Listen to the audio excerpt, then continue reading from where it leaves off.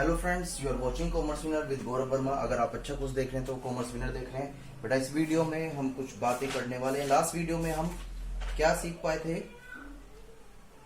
Level of management की बातें हम कर चुके थे उसके अंदर।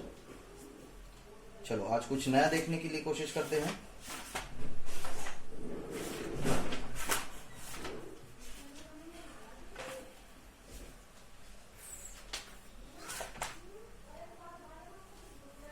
तो यहाँ पर बने रहिए वीडियो के साथ। तो बेटा आज का टॉपिक जो है वो है फंक्शन ऑफ मैनेजमेंट। आज जो हम सीखने वाले हैं वो क्या है हमारा? Function of management. चलो ध्यान से देखते हैं। फंक्शन ऑफ मैनेजमेंट, ठीक है। तो फंक्शन ऑफ मैनेजमेंट यानी कि एक तरह से मैनेजमेंट क्या काम करता है उसके फंक्शंस के बारे में हम यहां पर पढ़ने वाले हैं। तो यहां पर जो वैसे इन्होंने क्लियर कर रखा है मैं आपको बता दूं। जैसे प्लानिंग होता है, ये भी किसका फंक्शन है? मैनेजमेंट का। ऑर्गेनाइजिंग करना,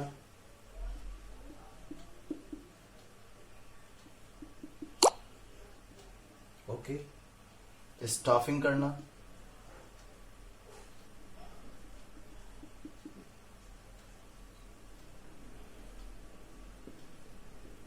फिर यहां पर आता है आपका एक तरीके से डायरेक्टिंग करना,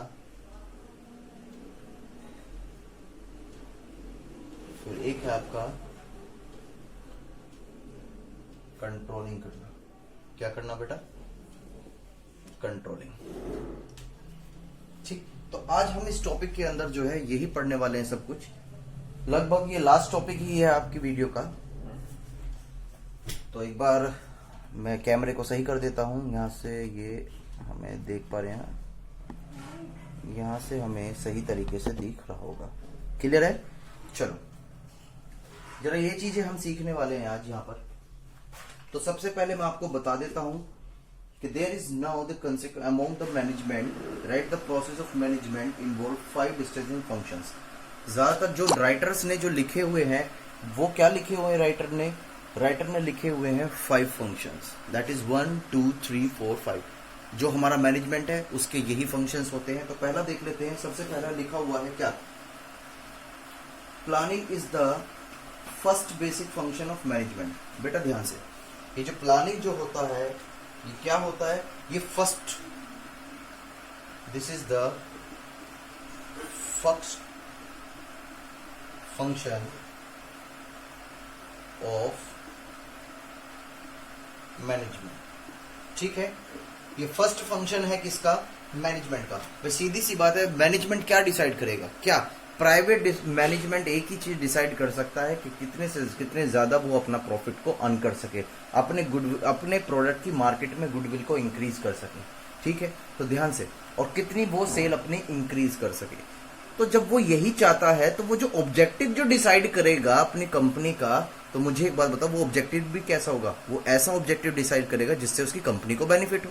सिंपल सी बात है। लेकिन मैंने आपको बताया था, आप कोई भी गोल अचीव करने से पहले, चाहे वो आप कंपनी में हो, चाहे वो अपने फ्यूचर्स के लिए हो, चाहे वो स्टडी में हो, उसके लिए एक प्लान होना चाहिए जिसे हम बोलते हैं क्या? प्लानिंग। इस वजह से सबसे पहला जो फंक्शन होता है वो मैनेजमेंट का क्या होता है? प्लानिंग होता है। ये बात समझ में आई? तो इस वजह से लिखा हुआ है कि फर्स्ट फंक्शन ऑफ प्लानिंग, क्योंकि हम भी जानते हैं, हम लास्ट वीडियोस में भी पढ़ चुके हैं कि प्लानिंग के बिना कोई भी प्रोसेस नहीं किया जा सकता, उसको कैरी फॉरवर्ड आगे नहीं किया जा सकता। तो सभी में यही एक घुमा फिरा के बातें होती हैं कि इट इन्वॉल्व्स। दूसरा पॉइंट अगर हम इसकी बात करें, इट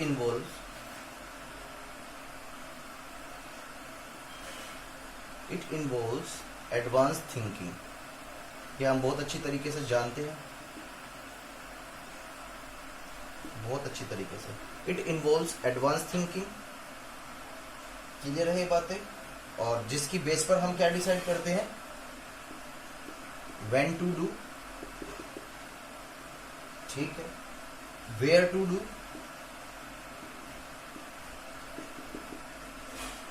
और how to do. That is how to do. ये बात समझ में आती है? प्लानिंग यही बताता है। First function of management, it involve advance thinking, when to do यानी कि कब करना है, कहाँ करना है और कैसे करना है। ये सारी चीजें क्या होती हैं, प्लानिंग में होती हैं और किस तरीके से हम उसको कर पाते हैं। तो इस वजह से ये पहला फंक्शंस बना किसका, मैनेजमेंट का। उम्मीद रखता हूं कि ये पॉइंट्स आपको इतने टफ नहीं है, बहुत सिंपल वे है। लास्ट पॉइंट ये सेकंड पॉइंट आता है आपका क्या, ऑर्गेनाइजिंग। क्या होता है ऑर्गेनाइजिंग? मैं इसको रफ कर देता हूं क्योंकि थोड़ा बड़ा है, ये आपने स्क्रीनशॉट्स ले लिया होगा।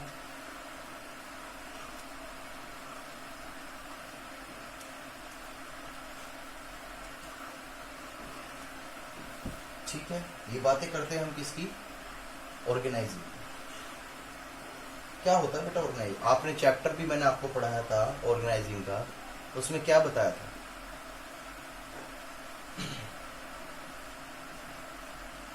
ध्यान से, ऑर्गेनाइजिंग का मतलब समझ लीजिएगा पहले।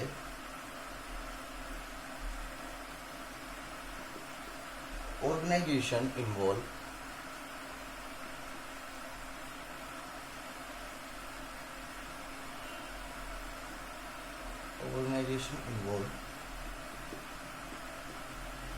identification and group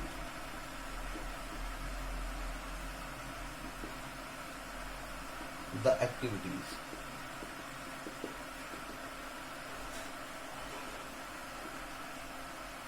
to be performed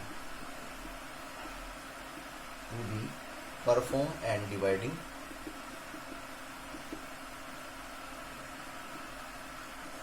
them among the individuals.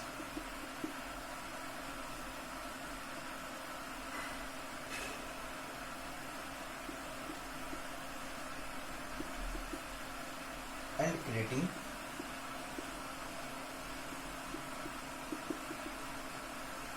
authority and responsibility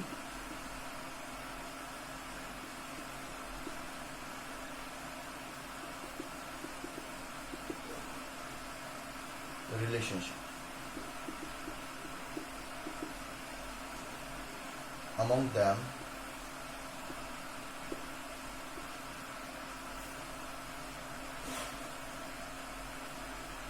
for the accomplishment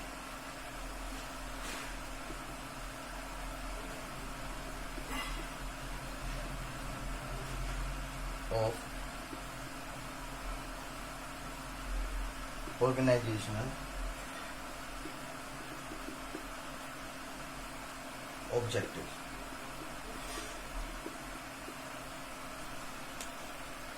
ठीक है, ये बातें ये क्या लिखता है, organisations involve identification and grouping the activities to be perform. यानी कि ऑर्गेनाइजेशंस का एक सबसे बढ़िया फंक्शंस क्या होता है, ये आइडेंटिफाई करता है। आइडेंटिफाई का मतलब क्या है कि कौन एम्प्लॉय किस वर्क को करने के लिए कैपेबल है और किस वर्क को वो अपनी अच्छी तरीके से कर सकता है। ठीक है, फिर इसी तरीके पर्टिकुलर्स जो है पर्सन वो सेलेक्ट किए जाते हैं और उसको क्या किया जाता है, ग्रुपिंग की जाती है।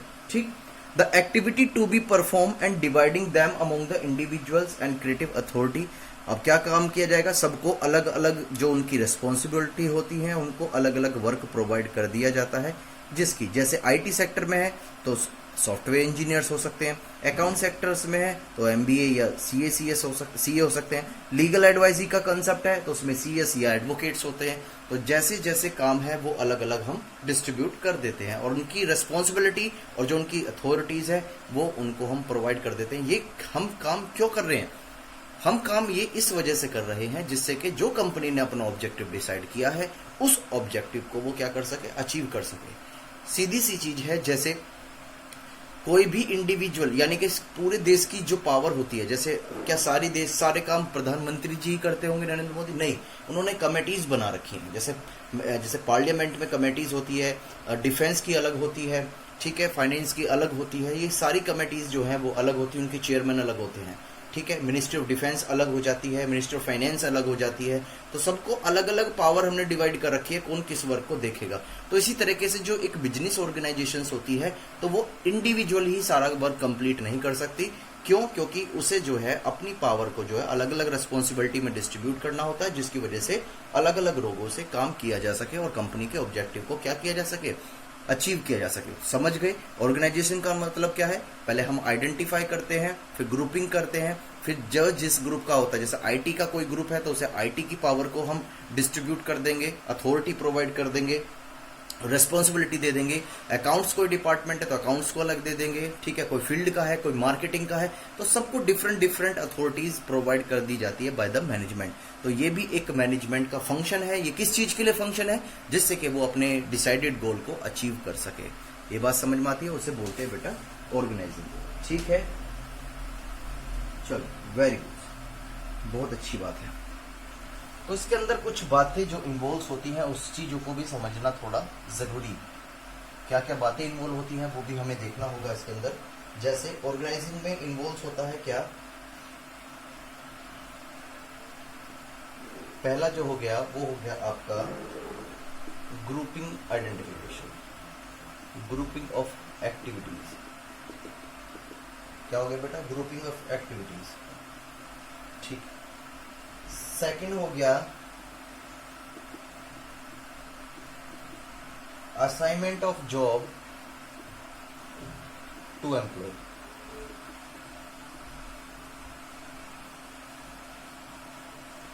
To employ.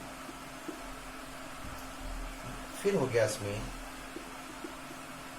Creation of authority, creation of authority and responsibility. ये बातें हम पढ़ चुके हैं, ठीक है। तो सबसे पहले क्या है? ग्रुपिंग ऑफ एक्टिविटीज, यानी कि किस ग्रुप को क्या क्या वर्क करना है, ये सारी चीजें ऑर्गेनाइजिंग में डिसाइडेड की जाती है। असाइनमेंट का मतलब एक तरह से ट्रांसफर कर देना ऑफ जॉब टू एम्प्लॉयज, यानी कि जो जो एम्प्लॉयज है, जैसे जनरल मैनेजर है तो वो मैनेज करता है, मैनेजर जो है वो या सुपरवाइजर हुआ वो एम्प्लॉयज को सुपरवाइज करता है, उनकी देखरेख करता है, ठीक है। हेड ऑफ द अकाउंट्स जो होता है वो जितने भी एम्प्लॉयज होते हैं अकाउंट से रिलेटेड उनकी देखभाल करता है। फाइनेंस एक्सपर्टर जो होते हैं, जैसे आपके होते हैं CFA qualifies, certified financial analysis, ठीक, तो उनको डिसाइडेड कर दिया जाता है, उनको सेलेक्ट कर लिया जाता है। किस चीज के लिए? कि आप जो है फाइनेंस का काम देखेंगे, आप अकाउंट्स का, और आप जो मार्केटिंग का। फिर यह क्रिएशन ऑफ अथॉरिटी और रिस्पॉन्सिबिलिटी, ये भी हम समझ चुके हैं। उसमें से ही किसी एक एम्प्लॉयज को हेड बना दिया, डीन बना दिया, हेड बना दिया जाता है, जिससे कि वो रिपोर्ट ले सके अपने एम्प्लॉयज की। भाई जैसे मैनेजमेंट है वो एम्प्लॉय से तो बात करने जाएगा नहीं रिपोर्ट लेने के लिए, वो किससे जाएगा? जो मीडिएटर्स में जो उन्होंने एम्प्लॉयज सेलेक्ट कर रखे हैं कि भाई हमें आपसे रिपोर्ट चाहिए कि एम्प्लॉयज जो नीचे जो लेबर है वो किस तरीके से काम कर रही है, उनका वर्क किस प्रोसेस में चल रहा है, कितने % कंप्लीट हुआ है, क्या वो जो स्टैंडर्ड हमने बना रखा है वर्क करने का वो कंप्लीट उसको फॉलो कर भी रहे हैं या नहीं कर रहे। वो सारी रिपोर्ट किसको देनी पड़ती है? जिसे मैनेजमेंट रिस्पॉन्सिबिलिटी देता है इस काम की। तो ये सारे फंक्शंस जो होता है बेटा मैनेजमेंट के द्वारा डिसाइड किया जाता है। ये सेकंड फंक्शन था ऑर्गेनाइजिंग। क्लियर है? चलो वेरी गुड, आगे की तरफ चलते हैं। BST में बेटा सबसे इंपॉर्टेंट है कि जैसे आपका चैप्टर फिनिश हो जाए प्लीज सैंपल पेपर ले लीजिएगा और सैंपल पेपर को सोल्व करना स्टार्ट करें। जितना राइटिंग प्रैक्टिस आप कर पाओगे अच्छी तरीके से, उतना ही बेस्ट परफॉर्मेंस शो कर पाओगे आप एग्जामिनर में एग्जामिनर को। क्लियर है ये बातें? नेक्स्ट इसमें जो थर्ड था हमारा वो था पढ़ने के लिए क्या? स्टाफिंग। क्या था बेटा वो हमारा? स्टाफिंग। स्टाफिंग का मतलब क्या होता है? मैंने आपको बताया था, कुछ याद है स्टाफिंग? नहीं, चलो समझ लो। स्टाफिंग का मतलब ये बेटा एक प्रोसेस है। स्टाफिंग जो है वो एक तरीके से प्रोसेस है। किस चीज का प्रोसेस है? ये प्रोसीजर है एम्प्लॉय को सेलेक्ट करने का, यानी कि एम्प्लॉयज को रिक्रूटमेंट करने का, फिर उसके सेलेक्ट करने का, फिर उसको ट्रेन करने का। यानी कि जैसे कंपनी में कोई एम्प्लॉयज आता है, ये कंपनी है, ठीक है, इसमें बहुत सारे एम्प्लॉयज आए, ठीक है, तो सबसे पहला प्रोसेस स्टेप होता है रिक्रूटमेंट। रिक्रूटमेंट के लिए मतलब क्या? पता चला कि ये पोस्ट ग्रेजुएट है, दैट इज ये एमकॉम कर रखा है या इन्होंने MBA वगैरह कर रखा है, तो ये बात समझ में आती है। क्लियर है ये बातें? तो ये एलिजिबल है इस जॉब के लिए, ठीक। तो जैसे ही ये कंपनी के अंदर एलिजिबल हो जाएंगे, और ये एलिजिबल नहीं है, अभी छोटे बच्चे थे, जस्ट लाइक इन ग्रेजुएशन ही कर रहे थे, तो इनको कवर नहीं किया गया। जैसे ही ये इनको रिक्रूट किया जाता है, फिर देन उसके बाद इंटरव्यूज वगैरह, इनकी पर्सनैलिटी टेस्ट, ये सारी चीजें करी जाती हैं। ये सारी चीजें तय करी जाती है, उसके बाद ये क्या होता है, एम्प्लॉय बन जाता है, ये सेलेक्ट हो जाता है। क्या हो जाता है बेटा, सेलेक्ट। और सेलेक्ट होने के बाद चलती है ट्रेनिंग। तो ये जो एम्प्लॉय को अपनी कंपनी में जॉब देना, यानी कि उसे स्टार्टिंग से लेकर उसे ट्रेनिंग प्रोवाइड तक करने का एक प्रोसेस जो होता है, उसे हम स्टाफिंग बोलते हैं। क्या बोलते हैं उसे बेटा, हम स्टाफिंग। ये बात समझ में आ रही होगी। चलो इसके बारे में भी अब हम थोड़ा सा पढ़ लेते हैं। तो हमने बेटा स्टाफिंग के बारे में भी समझा। हमने क्या समझा था, स्टाफिंग एक तरीके से क्या होता है, प्रोसेस होता है। किस चीज के लिए, किसी भी एम्प्लॉइज को सेलेक्ट करने के लिए। पहले रिक्रूटमेंट, देन सिलेक्शन, देन उसके बाद ट्रेनिंग। ये सारा प्रोसेस जो है ये स्टाफिंग कहलाता है। क्लियर है ये बातें। कुछ इसमें देख लेते हैं स्टाफिंग में क्या क्या इन्वॉल्व होता है।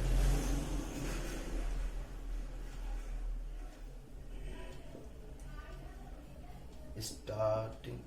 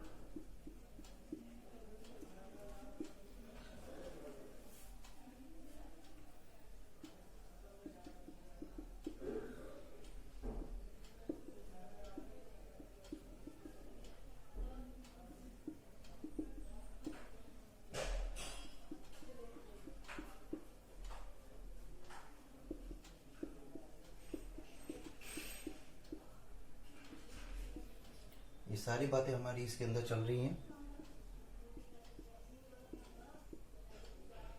Placement and orientation.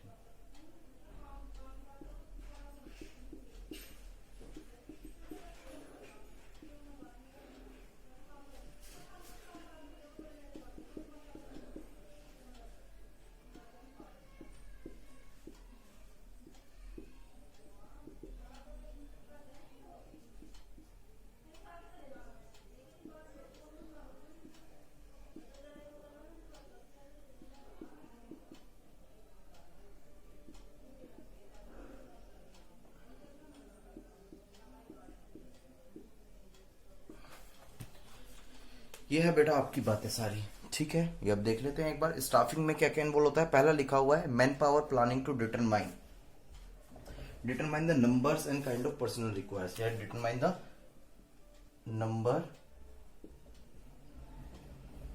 Person requirement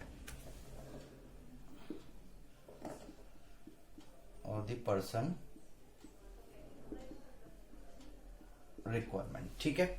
तो स्टाफिंग का मतलब यही होता है कि जब कंपनी अपने क्या करती है, कोई स्टाफ को चेंज करना चाहती है या उनके यहाँ कोई वैकेंसीज वगैरह होती है, तो पहले ये देखा जाता है कि उसको कितने मेंबर्स की रिक्वायरमेंट है उन वैकेंसीज को फुल करने के लिए। तो वो लिखा हुआ है मैन पावर प्लानिंग। पहले वो प्लानिंग करती है कि कितने नंबर ऑफ कैंडिडेट्स चाहिए जो उन वैकेंसीज को फुल कर सकते हैं, वो स्टाफिंग का ही पार्ट है।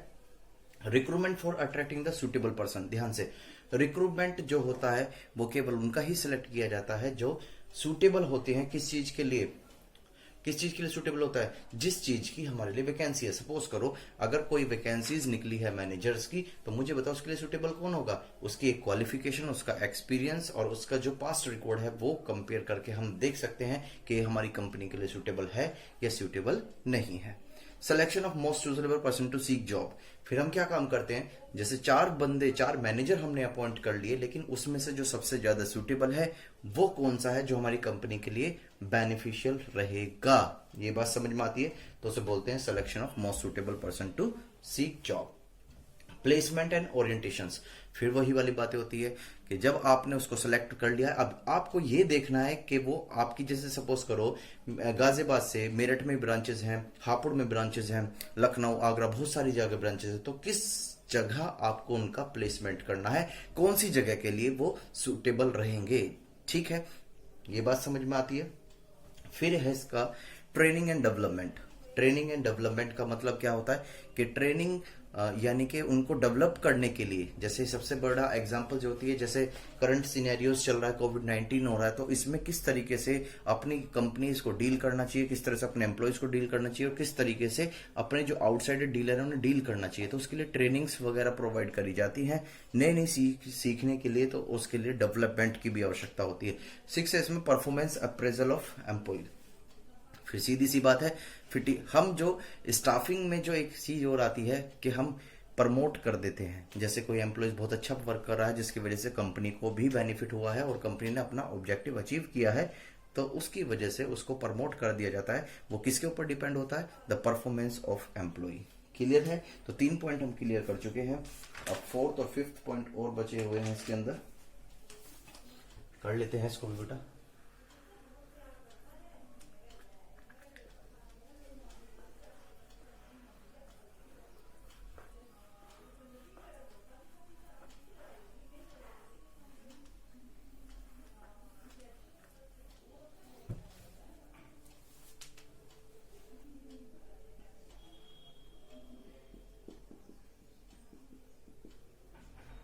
डायरेक्टिंग और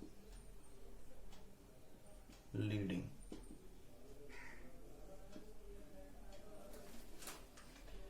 चलो देख लेते हैं डायरेक्टिंग एंड लीडिंग में क्या है बेटा। डायरेक्टिंग का मतलब एक तरह से डायरेक्शन प्रोवाइड ही करना है, और सीधी सी बात है कि जो मैनेजमेंट होता है वो ही एक डायरेक्शन प्रोवाइड करता है कि आपको अपनी कंपनी के ऑब्जेक्टिव को अचीव करने के लिए किस तरीके से डायरेक्शंस को सेट करना चाहिए।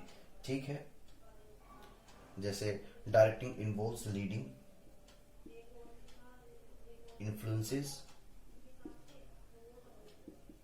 Influencing and motivating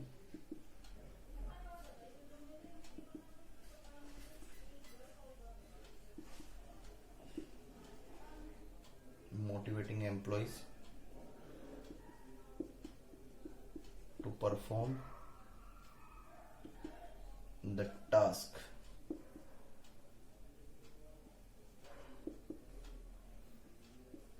assigned to them। क्या कह दिया? डायरेक्टिंग के अंदर इन्वॉल्व होता है leading, influencing and motivating employees. सीधी सी बात है, शब्द एक नाम है।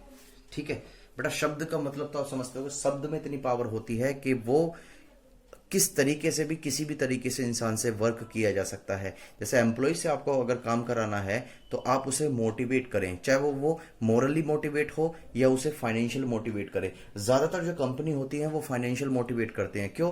क्योंकि जो मोरल मोटिवेट होता है वो टेम्परेरी होता है, वो कुछ ही दिन के लिए परफॉर्मेंस अपनी अच्छी कर पाते हैं। लेकिन अगर हमने मॉनेटरी टर्म में वो किया है, मोटिवेट किया, जैसे हमने इंसेंटिव्स प्रोवाइड करे गए हैं एम्प्लॉयज को कि अगर आप जो है एक मार्कर अच्छी तरीके से बनाते हैं तो जो रेट आपको वेजेस का मिल रहा है, आपको यानी कि मजदूरी का मिल रहा है, उसके साथ साथ हम 50 पैसे आपको एक्स्ट्रा देंगे अगर इस पैन को आप जो है सही तरीके से और जल्दी विद इन टाइम सही तरीके से काम कर लेंगे। ठीक है, और टाइम के अंदर करे जाएंगे, एक प्रॉपर स्टैंडर्ड के अकॉर्डिंग करे जाएंगे। तो यहां पर ये आपका होता है मॉनेटरी मोटिवेशंस। तो एम्प्लॉयज को मॉनेटरी मोटिवेशन किया जाता है। ये सारी ही सारी चीजें किसके अंदर इन्वॉल्व होती हैं बेटा? डायरेक्टिंग के अंदर। फिर क्या होता है? Employ to perform the task assigned to them. ये बात समझ में आ गई कि ये मोटिवेट किया जाता है एम्प्लॉयज को। क्यों? क्योंकि मैंने कहा कि ये पेन जो ये मार्कर 10 मिनट्स में बनना चाहिए। एक मार्कर कितने मिनट्स में? 10 मिनट्स में। अगर कोई इस स्टैंडर्ड का जो मार्कर है 10 मिनट्स में प्रिपेयर कर लेता है तो हम उसको 2 रुपीज उसके वेजेस के और साथ में 50 पैसे अलग से इंसेंटिव देंगे। तो जो आपके एम्प्लॉयज होंगे वो अपनी एफिशिएंसी को ध्यान में रखते हुए अपना पूरा प्रॉपर वर्क एंड कंसंट्रेशन उसी वर्क पर रखेंगे, जो जिस वजह से कंपनी को बेनिफिट होगा। कैसे बेनिफिट होगा? कि कंपनी ने जिससे ऑर्डर लिया है उस ऑर्डर को वो अपने प्रॉपर टाइम में, प्रॉपर मैनर्स में, प्रॉपर तरीके से एग्जीक्यूट कर पाए। ये बात समझ में आती है? यही आता है डायरेक्टिंग और लीडिंग के अंदर। क्लियर होती है बातें? बहुत अच्छी बातें हैं ये वाली हमारी सारी।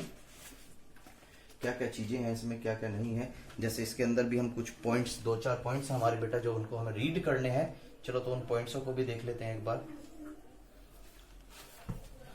चलो पहला पॉइंट देख लेते हैं। क्या?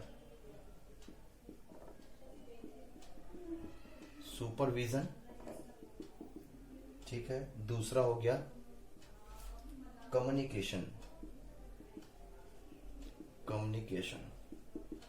थर्ड पॉइंट है आपका लीडरशिप। क्या है बेटा? लीडरशिप। जो फोर्थ पॉइंट है आपका वो है मोटिवेशन, ठीक है। तो सुपरविजन का मतलब क्या होता है? सुपरविजन का मतलब ये होता है जैसे ये एक हेड है जिसे सुपरवाइजर बोलते हैं, और इनके नीचे बहुत सारे एम्प्लॉयज क्या करते हैं? वर्क करते हैं, ठीक है। तो डायरेक्टिंग का मतलब क्या है कि जो मैनेजमेंट ने इनको डायरेक्शंस दी है, पॉलिसीज दी है, वो इनसे फॉलो करवाएगा। किनसे? अपने नीचे वाले एम्प्लॉय से।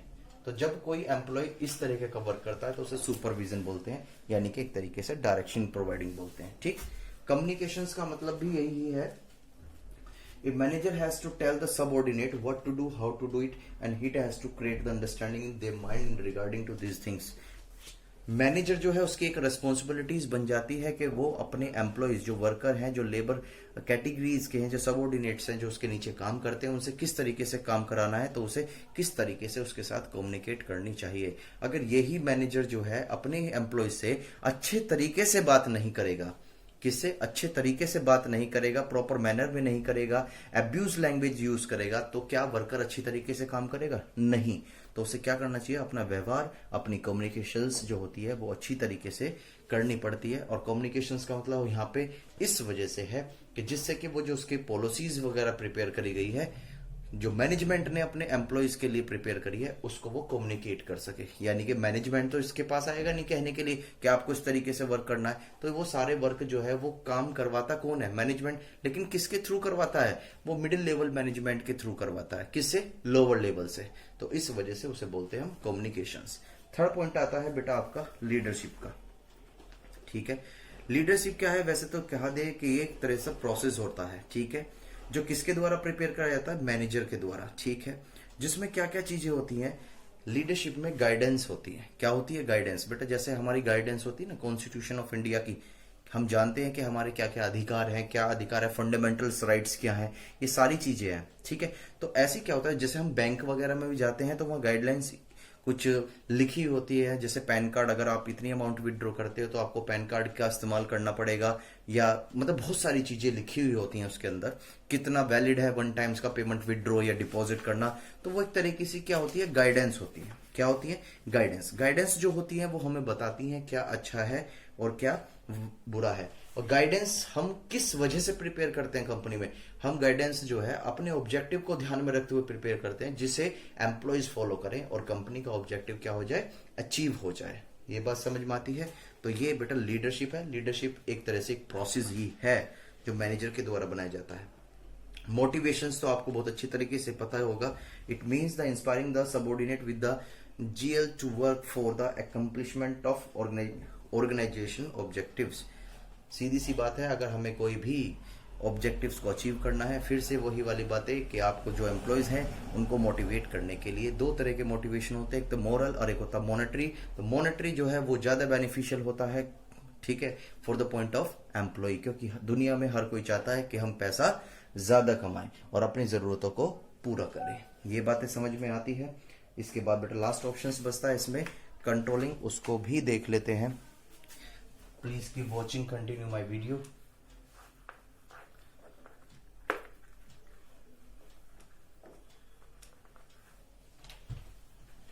चलो, बस कंट्रोलिंग में तो मैं यही कहना चाहूंगा। क्या कहना चाहूंगा अभी खुद समझ जाओगे। कंट्रोलिंग, कंट्रोलिंग भी एक तरह से प्रोसीजर है। इसका मतलब अगर देखा जाए तो मैं इसके अंदर लिख देता हूं,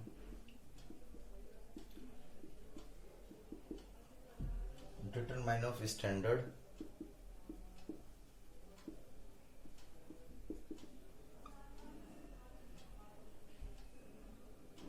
डिटरमाइन ऑफ स्टैंडर्ड या बेंचमार्क लिख लेता हूं, डिटरमाइन ऑफ स्टैंडर्ड या बेंचमार्क।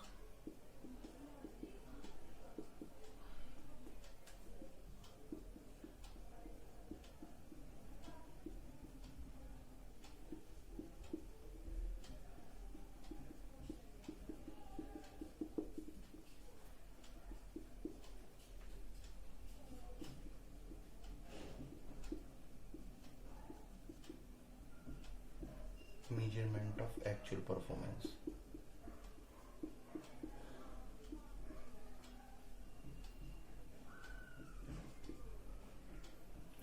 थर्ड पॉइंट है आपका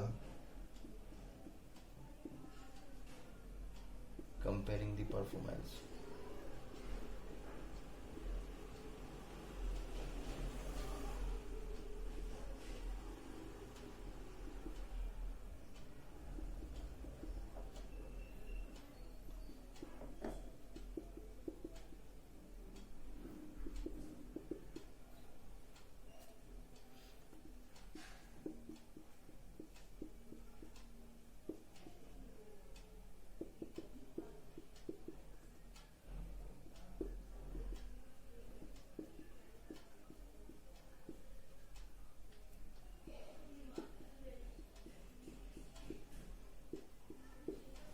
ठीक है, ये क्या लिखा हुआ बेटा, कंट्रोलिंग लिखा हुआ है। क्या, कंट्रोलिंग। तो कंट्रोलिंग का मतलब क्या होता है, ये भी एक तरीके से प्रोसीजर होता है।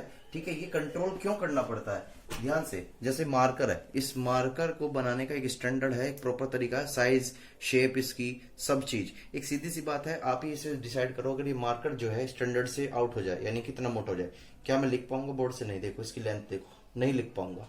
ये बात समझ में आती है। लेकिन इसका एक स्टैंडर्ड है कि इसकी चौड़ाई लंबाई इस तरीके की होनी चाहिए जो हमारे हैंड में एक तरीके से फिट हो। ठीक है, तो इस चीज को कंट्रोल करने के लिए कंपनी में प्रॉपर वर्क हो रहा है या नहीं हो रहा है, तो हमें कंट्रोलिंग यूज करनी पड़ती है। क्योंकि नंबर ऑफ एम्प्लॉयज ऐसे होते हैं जो अपने वर्क को बहुत अच्छी तरीके से परफॉर्मेंस करते हैं, लेकिन कुछ एम्प्लॉयज ऐसे होते हैं जो अपने वर्क को अच्छी तरीके से परफॉर्मेंस नहीं करते, उन्हें मतलब केवल किससे होता है, सैलरी से। ठीक है, तो उस चीज को देखने के लिए मैनेजर, सुपरवाइजर लगाए जाते हैं, जिसे हम क्या बोलते हैं, एक तरह से कंट्रोलर। ठीक है, या कंट्रोल। तो ये लिखा हुआ डिटरमाइन ऑफ स्टैंडर्ड या benchmark of performance for each activities. तो ध्यान से, जो भी बिजनेस में काम हो रहा है उसका एक स्टैंडर्ड या उसका कोई बेंचमार्क है, कोई भी काम इस प्रॉपर तरीके से, इस प्रॉपर मैनर में होना चाहिए। ठीक है, तो उस काम को करवाने के लिए मैनेजमेंट में इस कंट्रोलिंग रखी गई, जिसमें क्या है, कंट्रोलिंग में क्या होता है कि जो स्टैंडर्ड डिसाइड करा गया है वही स्टैंडर्ड होना चाहिए, उससे ना कम ना उससे ज्यादा। इस वजह से मार्कर आपको हर शेप ये मिल जाएंगे, सेम लेंथ और सेम शेप के मिलेंगे। ठीक है, मेजरमेंट ऑफ एक्चुअल परफॉर्मेंस। फिर चेक करते हैं क्या, मेजरमेंट का मतलब कि जो हमने स्टैंडर्ड बनाया है कि वास्तव में जो एक्चुअल में हमारा आउटपुट निकला है, क्या दोनों में कोई 19-20 का अंतर है तो चल जाएगा, क्या कहीं 50-50 का तो डिफरेंस नहीं है। अगर 50-50 का डिफरेंस है तो मार्केट में अपने प्रोडक्ट की जो वैल्यू है वो डिक्रीज होने वाली है, जिसकी वजह से कंपनी को बहुत ज्यादा क्या होने वाला है, लॉस होने वाला है। क्या होने वाला है, लॉस। तो ध्यान से, मेजरमेंट ऑफ एक्चुअल परफॉर्मेंस। फिर होता है कंपेयरिंग द परफॉर्मेंस। फिर आपको क्या करना होता है, कंपेयर करनी होती है। जैसे ही आपने कोई भी स्टैंडर्ड या प्रोडक्ट बनाया है, फिर हम क्या काम करते हैं, उसको कंपेयर करते हैं किससे, जो हमने स्टैंडर्ड मेंटेन कर रखा है। ये सारे तरीके जो हैं कंट्रोलिंग के हैं। या जैसे इसको बनाने के लिए प्लास्टिक की जरूरत पड़ती है, तो प्लास्टिक का सही प्रॉपर यूटिलाइजेशन हो रहा है या नहीं हो रहा है, ये भी एक अपने आप में कंट्रोलिंग प्रोसेस में ही आता है। लास्ट है आपका taking corrective action if performance is not up to the standard of performance. किसी एम्प्लॉइज ने या बहुत सारे एम्प्लॉइज ने जिस तरह से हमने स्टैंडर्ड बनाया था, उस स्टैंडर्ड के अकॉर्डिंग जो है मार्कर फैक्ट्री में प्रिपेयर नहीं करे जा रहे हैं, तो उस पर हमें तुरंत एक्शंस लेना चाहिए। क्यों? क्योंकि बात हमारे ऑब्जेक्टिव्स की है, बात हमारे प्रोडक्ट की गुडविल की है, बात हमारे कस्टमर की नीड्स की है। वो अगर कुछ भी इफेक्टेड होती है तो कंपनी का ऑब्जेक्टिव पूरा नहीं होगा और मार्केट में उसकी वैल्यू डिक्रीज हो जाएगी। आप भी जानते हैं मार्केट में वैल्यू बढ़ाने के लिए बहुत मेहनत करनी पड़ती है, अदरवाइज मार्केट में जो वैल्यू है वो डिक्रीज ही हो जाती है। ये बात समझ में आती है बेटा? ये थी आज का हमारा टॉपिक खत्म। नेक्स्ट क्लास में इसको हम अच्छी तरीके से फिनिश कर देंगे। Thank you, bye bye and take care. मिलते हैं नेक्स्ट वीडियो में न्यू टॉपिक के साथ।